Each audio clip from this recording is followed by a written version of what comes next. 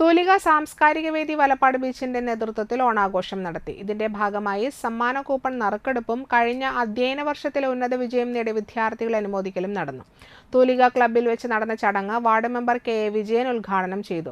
തൂലിക സാംസ്കാരിക വേദിയുടെ പ്രസിഡന്റ് ജയപ്രകാശ് വളവത്ത അധ്യക്ഷനായി. യോഗത്തിൽ മുൻ ward member Jayabharathi, secretary Suresh Manakkattupadi, Sajeevan Manthra, Thoolika സാംസ്കാരിക വേദിയുടെ പ്രവർത്തകരായ ജ്യോതി ബാസ് വിക്രഞ്ചേരി, നിജിൽ മുല്ലശ്ശേരി, സുർജിത് വിക്രഞ്ചേരി, ഘോഷ് വിക്രഞ്ചേരി, കനക ജ്യോതി ബാലൻ, ജിത അജിത് രാജ്, ഷൈനി ഷാജി, പ്രിൻസ് നെടിയിരിപ്പിൽ, ഷിജിൽ കാഞ്ഞിരപ്പറമ്പിൽ, ജിജീഷ് വിക്രഞ്ചേരി, ഉണ്ണികൃഷ്ണൻ വളവത്ത് എന്നിവർ സംസാരിച്ചു.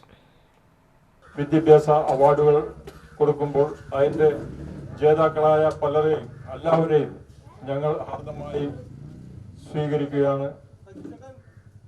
ഞങ്ങൾക്കൊരു ലക്ഷ്യമുണ്ട്.